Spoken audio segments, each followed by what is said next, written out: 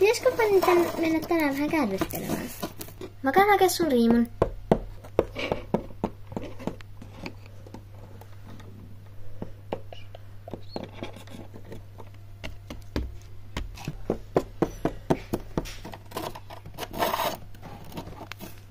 Fanni, tuu.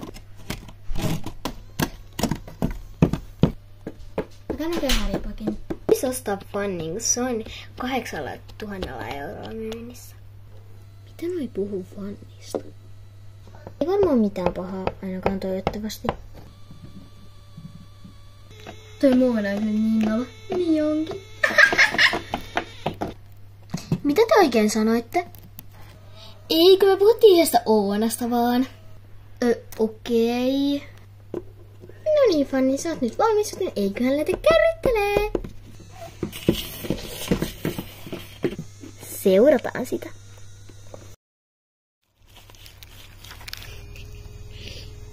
Heippa, Fanni! Juhu! Mitä se siellä oikein huutelee? Mikä siellä menee? Näkiköhän se meidät? Ehkä se oli vain joku metsän eläin. Apua! Au! Mitä te täällä teette? Laukkataan pois! Tytöt, pysähtykää!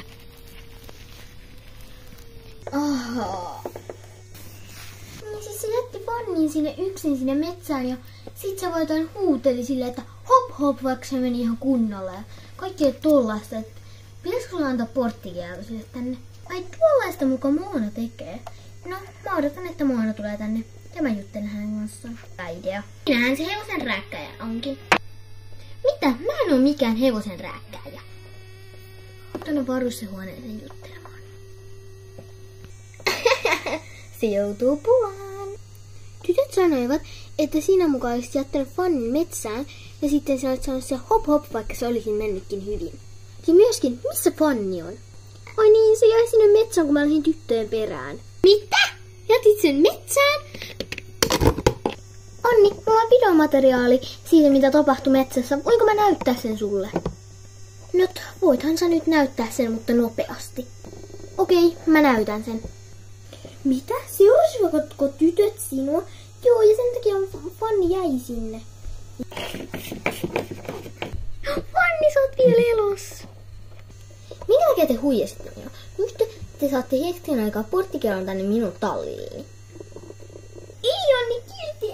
Älä. Kyllä. Puhuit mulle totta, joten nyt mä ajattelin, että jos sä sait alkaa huitaa Fannia. Oh my god, joo, todellakin. Moona, nyt kun sä oot hoitanut Fannia niin pitkään, niin mä oon suunniteltu sun vanhempien kanssa, että jos te ostaisitte Fannin. Ai, Fannin? Oh my god! Ai milloin? No vaikka nytten.